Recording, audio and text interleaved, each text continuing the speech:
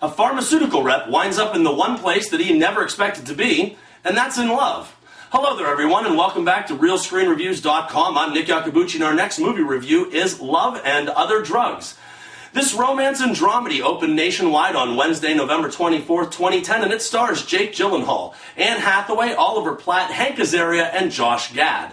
Love and Other Drugs comes to us from director Edward Zwick, director of The Last Samurai, one of my all-time favorite films, Courage Under Fire, going all the way back to the 90s for Legends of the Fall, and going back even further than that to the 80s with About Last Night.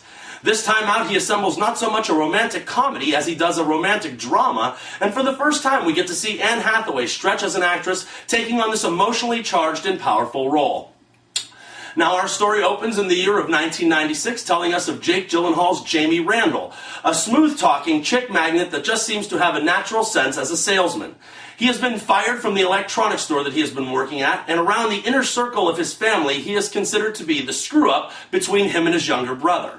His younger brother just sold an internet company to the tune of $35 million and has spoken to a contact of his at the company of Pfizer Pharmaceuticals in order to land a job for Jamie. Jamie goes through the 6-week training process, and when he adds that to his own natural finesse, he really seems to have found his niche in life. He seamlessly and confidently maneuvers his way right past waiting room salesmen and woos one receptionist after another with flowers and charm, all the way inching his way closer towards success. Everything seems to be heading in the direction that it is supposed to be going until the day that Anne Hathaway's Maggie shows up in the doctor's office of Dr. Knight, portrayed by Hank Azaria.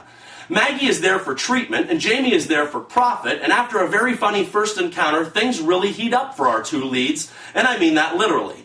This film is rated R, and rated R for a reason. The liaisons between Maggie and Jamie are explicit, but they are a necessity to the characters and even more essential to the film. It's who they are, and to leave it out of the story would do nothing to convey the core of these two individuals. You also learn early in the film that the reason Maggie is going to the doctor is for medication to treat Parkinson's disease. She is in stage 1 presently, and she is at the point where she just really wants to just keep being able to live her life as an adult. She knows what to expect and the seriousness of the situation that she is in, and she takes it one round at a time, usually with her chin up. Well, people, Love and Other Drugs is above average in every way, and the main reason for that is because it always tries to be a real movie first. From Maggie attending an unconventional seminar on Parkinson's where others afflicted share their issues in the form of stand-up comedy, to a husband telling Jamie the absolute horrible and factual truth about what is to come, this film never tries to hide from the disease or portray it as anything but what it is. Parkinson's can be unforgiving and unrelenting, and so can Maggie from its effects. In a very powerful performance, Anne Hathaway displays strength, honesty, and deliberate coldness. Maggie just doesn't want to burden anyone else with this, and with her being so young, it makes it even more difficult to watch. Now, the change in the film comes from Jamie, and credit Jake Gyllenhaal showing a very wide range as a leading man. He starts this journey in what my grandmother would have called a shyster, but as the movie progresses, he really becomes this well-rounded character finding the one missing piece, and that would be caring. The scene where he learns to say I love you was laugh-out-loud funny.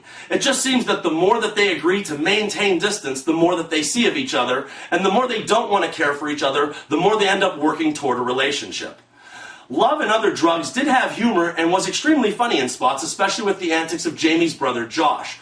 The jokes are prevalent throughout the feature, but unfortunately on a whole they're overshadowed when your opposing story is Parkinson's disease.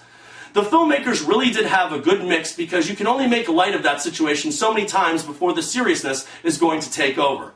I just wish that the studios wouldn't have marketed this as a straight romantic comedy because it's not, and it reminds me of last year's Love Happens with Jennifer Aniston. Both are pretty thoughtful and much more dramatic than comedic, and I can easily believe the audiences around the world could and would still embrace a film like this, knowing beforehand that it most likely will not have a happy ending. Finally, I'm glad that they didn't go for the ending in the tradition of the film Love Story with Ally McGraw and Ryan O'Neal, and I'm glad they didn't give it a Hollywood ending either. When it ends, Jamie and Maggie are both in a place that they want to be in, and for 1 hour and 53 minutes, I was glad to have taken this ride with them. I can tell you that if you're looking for a solid drama with solid performances from the two leads, Anne Hathaway and Jake Gyllenhaal, then don't miss Love and Other Drugs. A solid 3 stars out of 4, and remember people, I'm not always right, only when it comes to the movies. And thank you for your attention.